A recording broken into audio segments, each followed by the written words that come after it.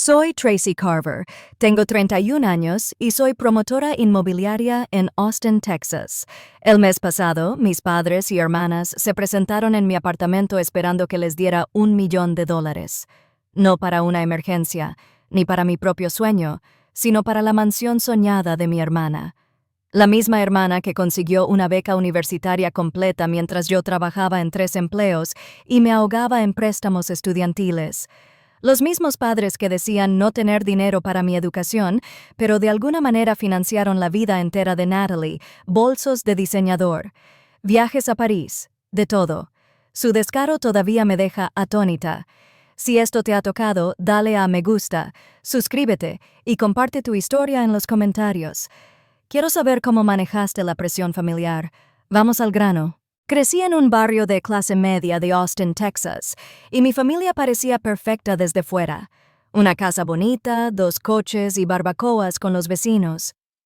Pero por dentro siempre había una línea invisible entre mi hermana menor, Natalie, y yo. Mis padres, Roger Carver y Vicky Carver, tenían trabajos estables. Papá dirigía un concesionario de coches. Mamá era contadora. No éramos ricos, pero nunca pasábamos hambre. Desde mis primeros recuerdos, Natalie, 4 años menor, era la niña mimada, y yo era quien esperaba que me las arreglara sola. Noté la diferencia a los 7 años y me interesé por dibujar planos de casas, dibujando pequeñas casas de ensueño en papel milimetrado. Mamá sonrió, pero dijo que no podíamos pagar clases de arte. «Quizás el año que viene, Tracy», decía, pero el año que viene nunca llegó. Mientras tanto, cuando Natalie, a los 5 años, daba vueltas por la sala fingiendo ser modelo, mis padres la inscribieron en un elegante campamento de moda la semana siguiente. No era barato, cientos de dólares para un verano de trajes brillantes y clases de pasarela. No le reprochaba la diversión, pero el contraste me dolía. Los cumpleaños contaban la misma historia. Mi 10º cumpleaños fue un pastel casero y un cuaderno de dibujo nuevo, prácticamente útil. El 6º de Natalie fue una fiesta espectacular en un local, con castillo inflable, pintacaras y una docena de niños gritando. La madre de Natalie, más extrovertida, me lo explicó cuando le pregunté por qué mis fiestas eran tan pequeñas. Necesita estos grandes eventos para brillar. Asentí, tragándome el dolor, ya aprendiendo a callar. Los regalos de Navidad siguieron su ejemplo. A los 12, recibí un juego de lápices y un cuaderno de matemáticas para prepararme para la secundaria. Natalie, de 8 años, abrió una tableta nueva y reluciente y un montón de ropa a la moda. Papá me dio una palmadita en el hombro. «Tú eres el responsable, Trace», dijo. «No necesitas cosas llamativas. Llegarás lejos con tu inteligencia». Esa era su narrativa. Natalie era la deslumbrante que necesitaba atención, y yo era la práctica que debía concentrarme en el trabajo duro. Me metieron en una caja que justificaba darme menos y esperar más. Lo internalicé, esforzándome por sobresalir. En la preparatoria, sacaba excelentes calificaciones y soñaba con estudiar arquitectura en la Universidad del Sur de California. El programa de la USC era de primer nivel y había visto su campus en una excursión escolar. Edificios modernos, energía vibrante, un lugar donde podía llegar a ser alguien. Trabajé incansablemente, uniéndome a todos los clubes y haciendo cualquier cosa para impulsar mis solicitudes de ingreso a la universidad. Natalie, mientras tanto, se dejaba llevar. Era popular, siempre rodeada de amigos, y a los 16 años su Instagram ya estaba lleno de selfies seleccionadas. Mis padres le concedieron todos sus caprichos. Cuando quiso asistir a un taller de moda de verano en Nueva York a los 13, le pagaron miles de dólares por los vuelos, la matrícula e incluso un nuevo vestuario. Cuando pedí una suscripción a un programa de dibujo para practicar diseño arquitectónico, papá dijo que era demasiado caro.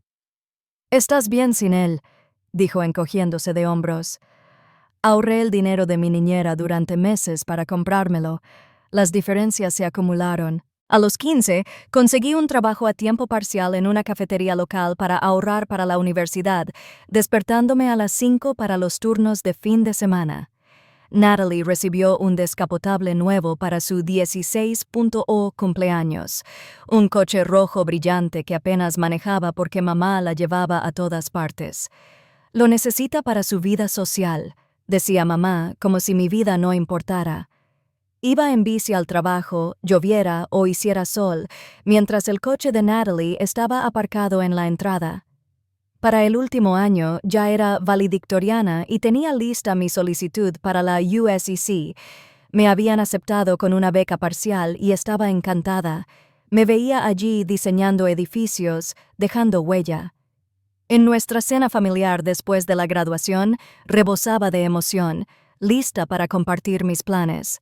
Entonces, papá se aclaró la garganta. Tracy, tenemos que hablar de la universidad. Empezó a juntar las manos. Me dio un vuelco el corazón. La USC es una gran universidad, pero es demasiado cara. Simplemente no tenemos ese dinero. Los miré, confundida. Pero llevamos años hablando de la USC, dije con la voz temblorosa. Siempre dijiste que con buenas notas entraría. Mamá intervino. Los costos universitarios están descontrolados, cariño. Nos enorgullece que hayas entrado, pero tendrás que organizarte económicamente. Me opuse. ¿Y qué hay de las becas? Conseguí algunas, pero la USC sigue costando unos $30,000 al año después de eso. Se miraron. Eso no es viable para nosotros, dijo papá. ¿Y el fondo para la universidad? Pregunté. Seguro que habían ahorrado algo. Ambos tenían buenos trabajos. Otra mirada. Empezamos uno. Mamá lo admitió, pero había otras prioridades. Reparaciones en casa, viajes familiares, añadió papá. Y el coche de Natalie. Necesitaba transporte confiable. Miré a Natalie, que revisaba su teléfono, ajena a la conversación que me estaba destrozando el futuro. Ese transporte confiable era un coche que le habían comprado 6 meses antes, mientras yo todavía iba en bici al trabajo. Así que no hay nada, susurré, conteniendo las lágrimas. Nada para mi educación. Papá se recostó. Eres el listo, Trace. Siempre supimos que encontrarías la manera. Becas, préstamos, lo que fuera. Natalie va a necesitar más ayuda cuando llegue su momento. Ahí estaba. La verdad que siempre sentí, pero nunca quise escuchar. Usaron mi esfuerzo en mi contra. Por ser el listo, se esperaba que sobreviviera mientras Natalie recibía todo en manos de Dios. Esa noche, me encerré en mi habitación y lloré hasta que me ardieron los ojos. La USC. Mi sueño se desvaneció. El verano después de la graduación fue una nube de desesperación, rellenando formularios de becas, investigando préstamos, cualquier cosa para cubrir la diferencia. Pero sin el apoyo de mis padres, la USC era imposible. Me tragué el orgullo y me matriculé en la Universidad de Texas en Austin, que ofrecía un buen programa de arquitectura y una beca parcial. No era la USC, pero era mi única oportunidad. Sabía que tenía que salir adelante por mi cuenta. Matricularme en la Universidad de Texas en Austin no era mi sueño, pero lo hice realidad. Con una beca parcial que cubría la mitad de mi matrícula, aún me enfrentaba a un déficit de $20,000 cada año. Mis padres, Roger Carver y Vicky Carver, no me ofrecieron nada, ni un céntimo, ni siquiera ánimos. «Eres inteligente», dijo papá Trace como si eso lo resolviera todo. «Ya lo descubrirás». Y así lo hice, pero tuvo un precio que nunca esperé. Mientras mi hermana Natalie sobrevivía a la adolescencia, yo me sumergí en una rutina agotadora que me moldeó y me endureció de maneras que no preví. Ese primer semestre, creé un horario que no dejaba margen de error. Trabajé en el turno de apertura en una librería del campus, de 5 a 9 de la mañana. Asistí a clases de arquitectura de 10 a 2 y luego trabajé de camarera en un restaurante del centro, de 4 a medianoche. Entre turno y turno me las arreglaba para estudiar en la biblioteca, sobreviviendo con café solo y las papas fritas que me sobraban del restaurante. Mi dormitorio compartido con otras 2 chicas era más un refugio que un hogar. Entraba a trompicones, estudiaba hasta las 3 y me despertaba 2 horas después para repetirlo. Mi promedio del primer semestre fue de 3.6, un buen promedio, pero inferior al 4.0 perfecto que obtuve en la preparatoria. Me asustaba. Mi beca exigía un mínimo de 3.5 y yo lo estaba consiguiendo por poco. Siempre estaba agotada. Las ojeras me marcaban sombras permanentes bajo los ojos y perdí 4.5 kilos. No podía permitirme perder. Amigos, apenas tuve tiempo de hacerlos. Salir con alguien, olvídense. Mientras tanto, el Instagram de Natalie contaba otra historia. A los 17 años, se preparaba para la universidad, publicando sobre viajes de vacaciones de primavera a Miami y compras en boutiques de lujo. Mis padres le pagaron la matrícula de la escuela privada, le dieron una paga mensual e incluso contrataron a un fotógrafo profesional para sus retratos de fin de curso. La universidad es tan estresante que una vez me envió un mensaje quejándose de elegir una hermandad. Lo leí durante un descanso de 10 minutos en el restaurante, con el delantal manchado de ketchup, y sentí un nudo en el pecho. Un intento estresante. Trabajaba 60 horas a la semana mientras aprobaba cálculo. Volver a casa para las vacaciones era una tortura.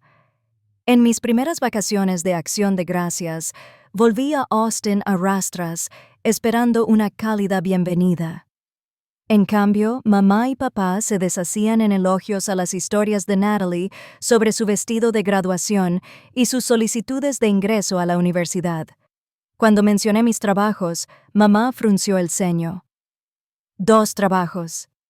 Tracy, ¿eso no te está afectando las notas? Apreté los dientes. Mi promedio es 3.6, dije. Está bien, respondió. ¿Pero no necesitas un promedio más alto para tu beca? No hay reconocimiento a mi esfuerzo. Solo me preocupa perder la ayuda que me impidió pedirles dinero. Esa Navidad, Natalie recibió un bolso de diseñador y un viaje a París con sus amigas. Yo recibí una tarjeta de regalo para la librería. Fue útil, pero me pareció una idea tardía. Dejé de ir a casa después de eso, sin trabajo ni exámenes. La verdad era que ya no soportaba la comparación. Mi salvación fue Monica Platt, mi compañera de dormitorio, quien se convirtió en mi mejor amiga. Mónica, que estudiaba relaciones públicas, vio lo mal que estaba y dejó bocadillos en mi escritorio cuando volví tarde. Su familia, ambos profesores, me recibieron en las vacaciones en Houston. En su mesa de acción de gracias, me preguntaron sobre mis diseños, mis metas, y me trataron como si fuera importante. «Lo estás rompiendo todo», dijo Tracy, el padre de Mónica, y casi lloré.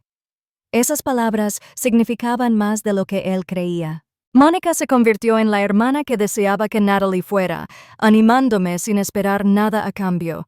Para el segundo año me había adaptado a la rutina.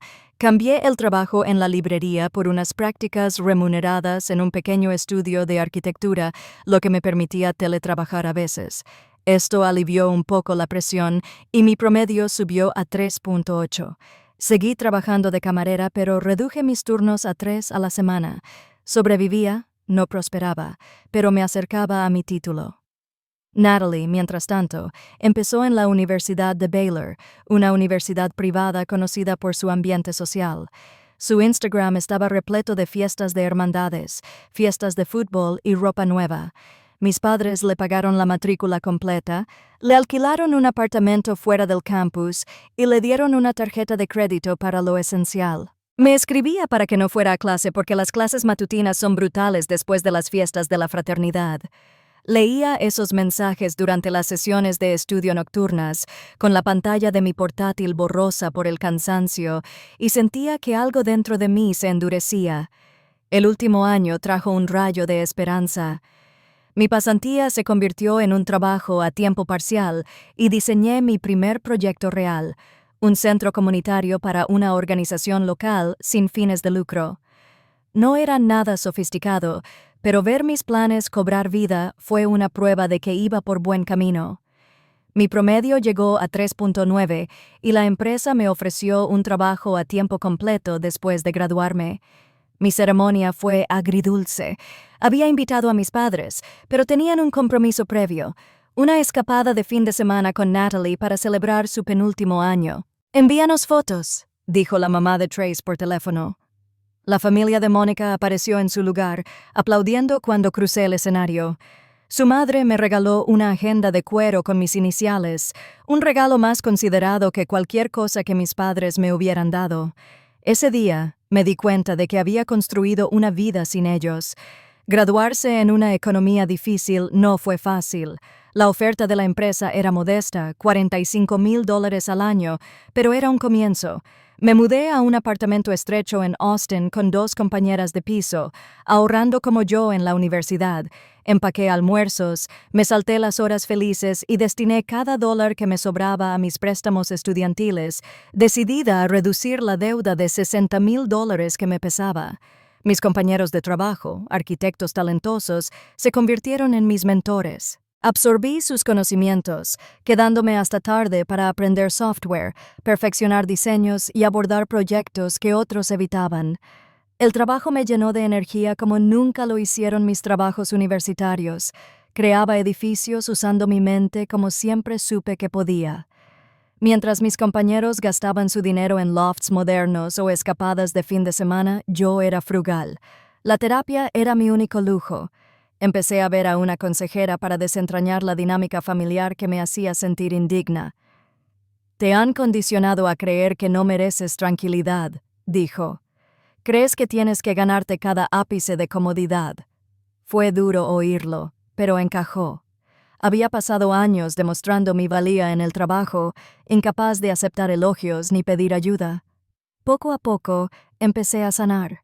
Reconocí que el favoritismo de mis padres no era culpa mía. Después de 2 años, mi dedicación dio sus frutos. Me ascendieron a gerente de proyectos con un aumento salarial de $75,000.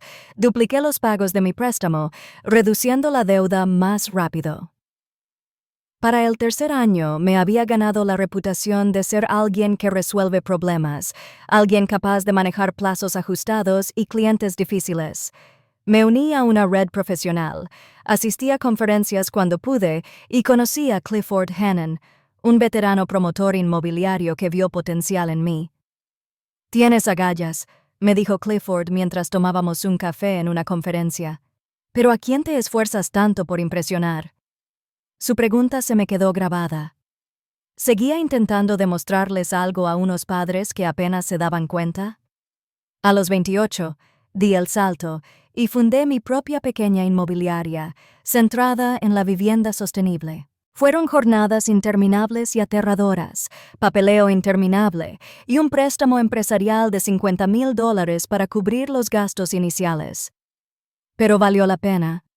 A los 30, ya había pagado mis préstamos estudiantiles, comprado un modesto apartamento y ahorrado $250,000. Lo había logrado, había construido una carrera, un hogar, una vida sin la ayuda de mi familia. Les envié a mis padres una foto de las llaves de mi apartamento. «Acabo de comprar mi casa», escribí. Mamá me envió un emoji de corazón. Papá respondió: «Bien hecho, niña». Natalie no respondió. No me sorprendió. Nuestro contacto se había reducido a mensajes navideños y llamadas forzadas de cumpleaños.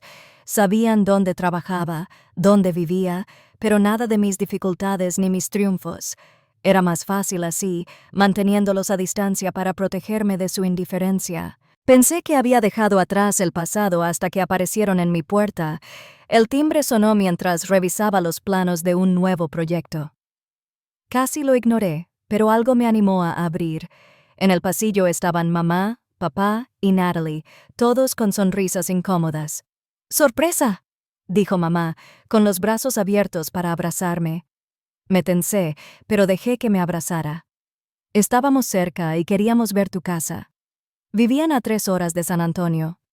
Nadie conduce tan lejos para una visita casual.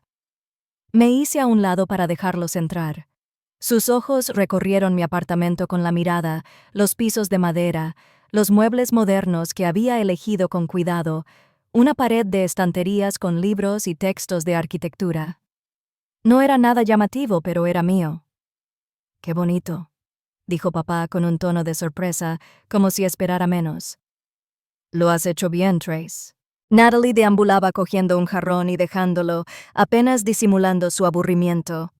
Se veía diferente, elegante con una chaqueta de diseñador y uñas cuidadas, más arreglada que la última vez que la vi hace 2 años.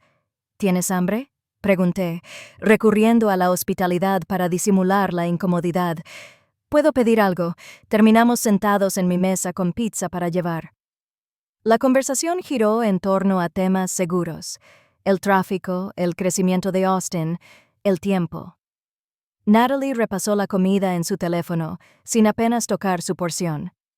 A mitad de la comida, papá se aclaró la garganta, una señal que conocía demasiado bien de mi infancia. «Necesitamos una reunión familiar», dijo, inclinándose hacia adelante. Se me revolvió el estómago. En casa las reuniones familiares nunca eran para hablar, eran para anunciar. «Se trata de Natalie», añadió mamá mirándola. Natalie se incorporó de repente, atenta, con un anillo de diamantes brillando en su mano izquierda. «Gavin me propuso matrimonio», dijo, extendiendo la mano por encima de la mesa. «¿Nos casamos el año que viene, Gavin?», pregunté, dándome cuenta de lo desconectada que estaba de su vida.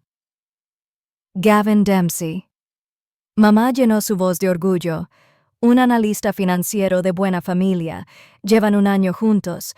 Asentí, forzando una sonrisa.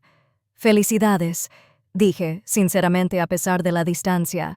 Natalie sonrió radiante, sacando su teléfono para mostrarme un tablero de Instagram titulado «Casa de ensueño». Fotos de mansiones enormes llenaban la pantalla, suelos de mármol, piscinas infinitas, lámparas de araña. «Vamos a comprar una casa juntos», dijo con entusiasmo. «Va a ser espectacular, perfecto para albergar la construcción de nuestra marca. La familia de Gavin conoce a la gente adecuada». Escuché perplejo. ¿Por qué me decían esto?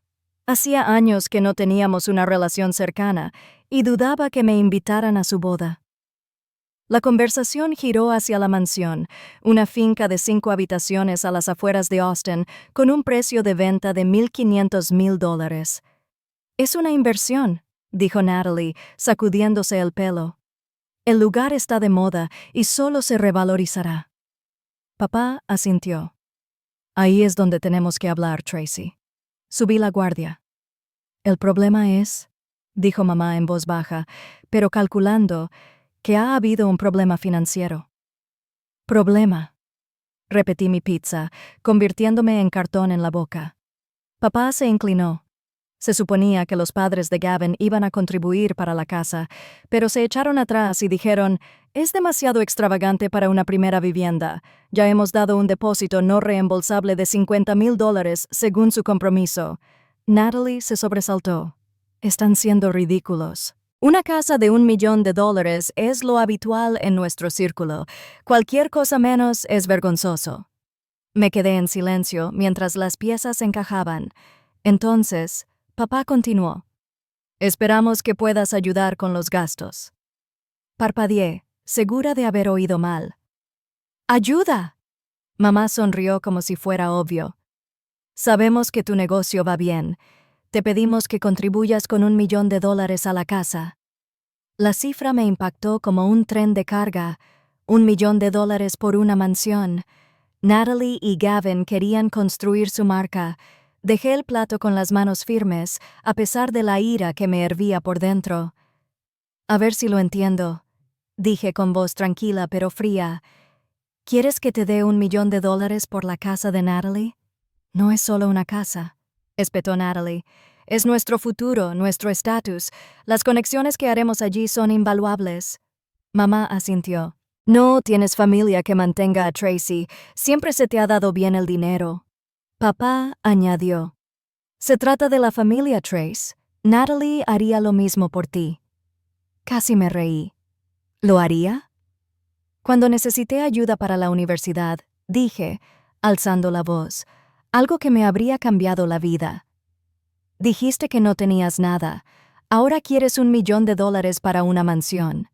«Eso era diferente», dijo mamá, restándole importancia. «Tenías becas. ¿Estabas bien?». La miré fijamente. «Bien. Trabajé en 3 empleos, mamá.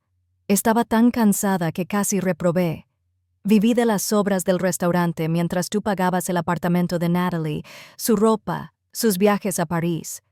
Natalie puso los ojos en blanco. Dios, Tracy, eso fue hace años. Olvídalo. Sigues guardando rencor. ¿Rencor? Repetí incrédula. Sigo pagando $60,000 en préstamos mientras tú te pagaban la universidad, y ahora me quieres 1 millón. Me debes una, dijo Natalie con voz dura. Has estado distante siempre, actuando como si fueras mejor que nosotros. Esta es tu oportunidad de demostrárselo a tu familia. Eso me destrozó. Años de dolor enterrado resurgieron. No te debo nada, dije de pie.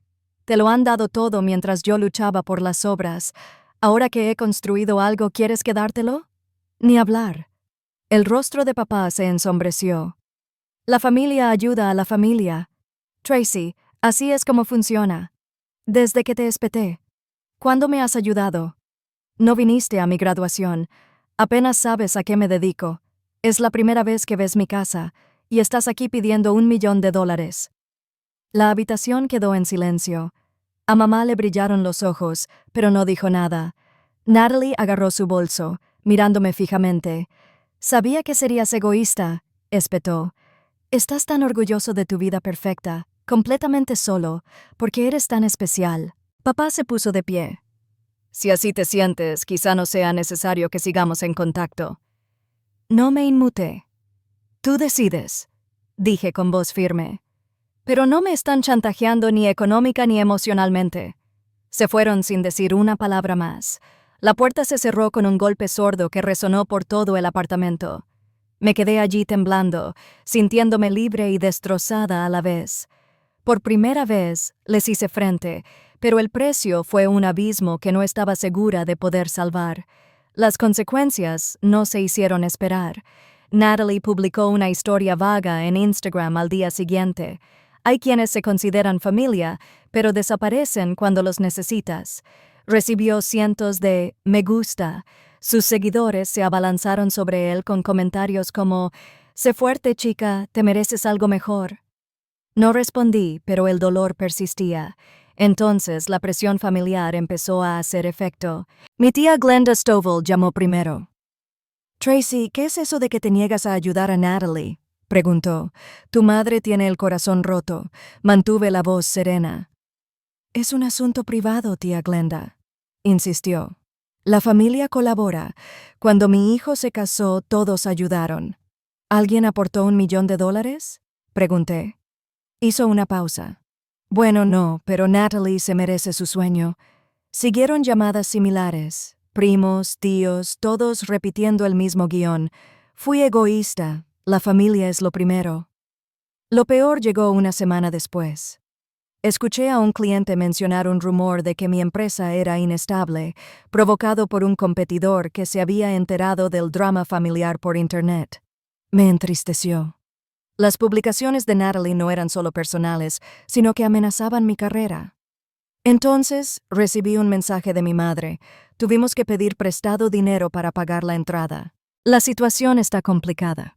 Me quedé mirando la pantalla y me di cuenta de que habían pedido un préstamo, probablemente con intereses altos, para comprar la mansión de Natalie. Con el drama familiar estallando, mi carrera empezó a tambalearse. Me confesé con Mónica, mi mejor amiga, mientras tomábamos un café en una tranquila cafetería de Austin. «Se comportan como si les debiera la vida entera», dije con la voz entrecortada. Los ojos de Mónica brillaron de ira. «No movieron un dedo por ti en la universidad y ahora quieren $1,000,000 por una mansión. Es una locura, y arrastrar tu nombre en Internet es tóxico». Me instó a contraatacar, tal vez a publicar mi versión de los hechos, pero negué con la cabeza. «Ese es el juego de Natalie, no el mío», dije. «Solo quiero que esto termine». Mónica me apretó la mano. «Tienes que poner límites, Tracy. Seguirán quitándotelos hasta que lo hagas». Sus palabras resonaron con lo que mi terapeuta llevaba años diciendo. Decir que no era egoísta, era supervivencia. La presión no cedió. Mamá envió un mensaje grupal a nuestra familia extendida diciendo que el acuerdo de la mansión se estaba viniendo abajo porque me negué a ayudar a pesar de mi lucrativa carrera. Unos primos con los que no había hablado en años me enviaron mensajes llamándome fría y desagradecida. Me ahogaba en sus acusaciones, preguntándome si había sido demasiado dura. Entonces, un mensaje de un número desconocido irrumpió en el ruido. Soy Gavin Dempsey, el prometido de Natalie. ¿Podemos hablar? Solo nosotros. Dudé. Gavin había apoyado a Natalie durante la pelea en mi apartamento, pero su tono parecía diferente, menos hostil.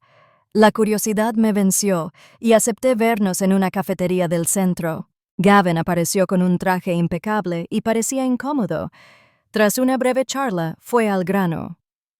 Natalie está destrozada por la casa, dijo, removiendo su café con leche. Tus padres están hablando de pedir otro préstamo para cubrirla. Fruncí el ceño. Otro préstamo que ya pidieron para el depósito. Asintió con la mandíbula apretada. Sí, $150,000 con intereses altos. Están metidos en un lío, Tracy. No lo sabía hasta hace poco. Se me revolvió el estómago. Los préstamos con intereses altos podían descontrolarse rápidamente, sobre todo con la modesta pensión de papá y el trabajo de contable de mamá. ¿Por qué me cuentas esto?, pregunté.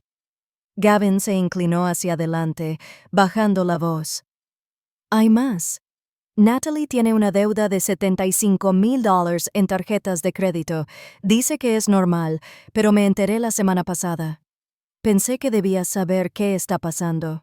Me quedé atónito. La vida lujosa de Natalie, con sus bolsos de diseñador y sus viajes a París, se había construido con deudas, no solo con las limosnas de mis padres. Nunca me contó nada de esto, añadió Gavin. Dijo, estás celoso, por eso no me ayudas. Negué con la cabeza. ¿Celoso? Trabajé en 3 empleos durante la universidad mientras ella lo conseguía todo. No estoy celoso. Ya no me utilizan. La expresión de Gavin se suavizó. Empiezo a darme cuenta. Simplemente no sé cómo solucionarlo. Salí de la reunión con un sentimiento de conflicto. La honestidad de Gavin me conmovió, pero no borró la traición de Natalie ni la manipulación de mis padres. De vuelta en mi apartamento, llamé a Clifford Hannon, mi mentor, para pedirle consejo. Intentan hacerte sentir culpable para que los salves, dijo Clifford sin rodeos. Pero tú no causaste su desastre. Protege lo que has construido, Tracy. Sus palabras me tranquilizaron, pero la idea de que mis padres lo perdieran todo me remordía la conciencia. No podía quitarme la imagen de ellos, ahogándose en deudas por el sueño de Natalie.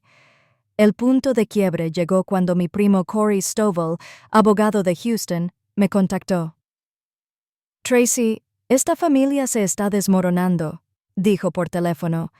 Soy neutral. Reunámonos todos y hablemos sin gritos, solo hechos. Tenía mis dudas, pero acepté. Corey organizó una reunión en un lugar neutral, una sala privada en un restaurante de San Antonio a medio camino entre Austin y su casa. Conduje hasta allí, nervioso, sin saber qué esperar. Mamá, papá, Natalie y Gavin ya estaban allí cuando llegué. El ambiente estaba cargado de tensión. Corey moderó la situación, estableciendo las reglas básicas. Nada de interrupciones ni acusaciones. Papá habló primero, con voz grave. Estamos en problemas, Tracy. Los préstamos nos están carcomiendo. $10,000 al mes solo en intereses. Podríamos perder la casa. Mamá tenía los ojos rojos. Solo queríamos que Natalie tuviera su sueño.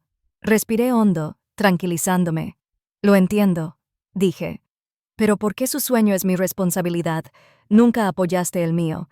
Te rogué que me ayudaras con la universidad, $30,000 al año. Y me dijiste que no. Ahora me quieres $1,000,000. Natalie lo interrumpió con voz cortante. Estás obsesionada con el pasado, Tracy. Yo intento construir un futuro. Me volví hacia ella con la ira a flor de piel.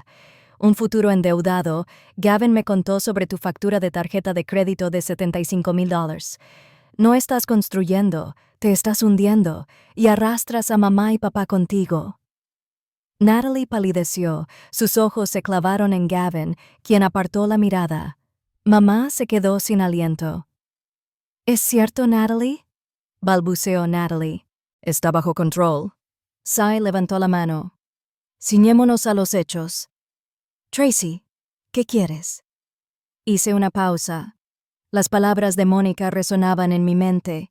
Límites. No pagaré $1,000,000, dije con voz firme. Puedo ofrecerte $20,000 para ayudar con los intereses del préstamo, pero solo si te reúnes con un asesor financiero para solucionar este lío. Y la presión cesa. No más mensajes, no más publicaciones. El rostro de papá se endureció. No es suficiente, Trace. Mamá negó con la cabeza. Es un insulto. Natalie se quedó de pie agarrando su bolso. Sabía que nos decepcionarías. Gavin permaneció en silencio, con la mirada fija en la mesa. La reunión terminó sin solución, y mi oferta fue rechazada. De regreso a Austin, me sentía vacío, pero decidido. Me había mantenido firme, pero el precio era evidente. Mi familia tal vez nunca me considerara más que un recurso. De vuelta a casa me senté en mi escritorio, mirando una página en blanco. Mi terapeuta me había sugerido escribir una carta para procesar mis sentimientos, no para enviarla, sino para aclarar mi verdad. Le di todo. El dolor de ser ignorada, la rabia por ser utilizada, los límites que necesitaba para seguir adelante. Me llevó horas, con la pluma temblando, detallar años de trato injusto, desde regalos de la infancia hasta rechazos universitarios. Reconocí mi silencio, cómo había dejado que su narrativa me definiera durante demasiado tiempo. Escribirla fue como quitarme de encima un peso que había cargado durante décadas. Doblé la carta, sin saber si la enviaría. Por ahora, bastaba con haberlo dicho, aunque solo fuera para mí. Mi proyecto laboral seguía inestable, el cliente titubeaba ante los rumores. Me lancé a una reunión de control de daños con mis socios, asegurándoles la solidez de mi firma. La carta permaneció en mi cajón, un ancla silenciosa mientras luchaba por salvar mi carrera. La carta me liberó, pero la historia no había terminado. El proyecto de vivienda sostenible volvió a la normalidad tras semanas de tranquilizar a los clientes, pero el drama familiar dejó cicatrices que no podía ignorar. Había establecido límites, me había negado a pagar $1,000,000 por la mansión de ensueño de Natalie, pero el coste de una familia dividida seguía doliendo. Aún así, algo estaba cambiando y la historia aún no había terminado. Una semana después de la reunión, recibí una llamada de mi madre. Su voz era suave, no el típico tono de culpa. Tracy, hemos estado pensando en lo que dijiste, empezó. No nos dimos cuenta de cuánto dependíamos de ti ni de lo poco que te dimos de pequeños.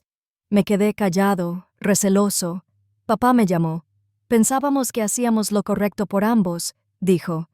Pero ahora vemos que favorecíamos a Natalie. Lo sentimos, Trace. La disculpa fue torpe. No fue la justificación completa que esperaba, pero fue una grieta en su armadura. No confiaba del todo, pero sentí un atisbo de alivio. Gracias por decirlo, respondí. Pero necesito más que palabras. Necesito respeto, límites reales.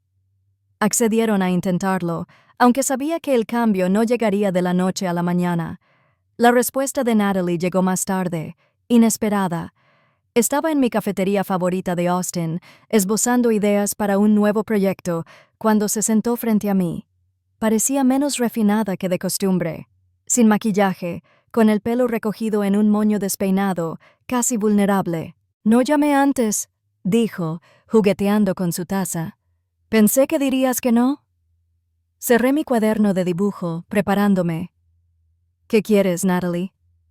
Respiró hondo. «Te debo una disculpa. Gavin me contó lo que dijiste de la universidad, sobre cómo te trataron mamá y papá. No lo había visto antes». Estaba demasiado absorto en mi propio mundo. La observé con escepticismo. «Me llamaste egoísta por no darte $1,000,000. Dije que lo publicaste en línea para que todos lo vieran. Hizo una mueca. Lo sé, estaba enojado y equivocado. Después de la reunión, empecé a notar cómo mamá y papá siempre me rescatan. Nunca me dejaron resolver las cosas y me han dejado hecha un desastre. Tengo una deuda de $75,000, Tracy. Ni siquiera me di cuenta de lo grave que era. Se le quebró la voz y por primera vez vi no a la niña de oro, sino a alguien perdido. Lo siento por todo. La mansión, los postes que se han puesto de su lado todos estos años. No te lo merecías. Su disculpa no fue perfecta, pero fue sincera y sincera. Algo en mí se ablandó, aunque mantuve la guardia alta. Gracias, dije. Eso significa algo, pero las disculpas no lo solucionan todo. Ella asintió, retorciendo la servilleta. Lo sé. Es solo que... ¿Cómo lo hiciste? Construir todo esto, tu empresa, tu vida sin ayuda. Hice una pausa, sorprendido. En lugar de darle dinero, le ofrecí algo mejor. Conocimiento. Hablamos durante 1 hora sobre presupuestos, pagar deudas usando el crédito con prudencia. Recomendé aplicaciones y libros que me ayudan a pagar mis préstamos estudiantiles de $60,000. Esto es básico, dije. Pero nadie lo enseña. Ella garabateó notas, con la mirada fija. ¿Podemos repetirlo? Preguntó mientras se levantaba para irse. Me vendría bien una hermana. Dudé, luego asentí. Quizás. A ver qué tal. La conversación no borró décadas de resentimiento, pero fue un comienzo, un puente frágil entre nosotros. Mis padres dejaron de pedir dinero y sus llamadas se volvieron más ligeras, centradas en charlas informales en lugar de exigencias. No era la familia unida que alguna vez anhelaba, pero era sincera, y eso me bastaba por ahora. Natalie también siguió adelante y aceptó un trabajo como gestora de redes sociales para afrontar sus deudas. Gavin la apoyó, aunque sus sueños de una mansión se pospusieron para una modesta casa adosada. El cambio se sintió surrealista, como ver cómo un guión que conocía de toda la vida se reescribía. Centré mi atención en mí misma, invirtiendo en mí de maneras que siempre había pospuesto. Con los ahorros que había ahorrado, me inscribí en un curso internacional de gestión inmobiliaria, un programa de 6 meses con módulos en línea y un viaje a Londres. Era una oportunidad para expandir mi empresa a nivel mundial, algo con lo que había soñado pero nunca me había atrevido. Monica Platt me animó, calificándolo de la decisión más poderosa. Clifford Hannon, mi mentor, asintió con aprobación. «Esto es para ti, Tracy», dijo, sin demostrarle nada a nadie. Tenía razón. Por primera vez me elegía sin remordimientos. También creé un pequeño fondo de becas para estudiantes de arquitectura de la Universidad de Texas. No era mucho, solo $5,000 al año para cubrir los libros o la matrícula de un estudiante, pero era como cerrar un círculo. Yo era ese niño que luchaba por sobrevivir con grandes sueños. Quizás esto podría facilitarle el camino a alguien más. Espero que algún día crezca, que sea un gran aporte para niños como yo que no tenían a nadie que los apoyara. En retrospectiva, el dolor del favoritismo de mi familia me moldeó, pero ya no me definía.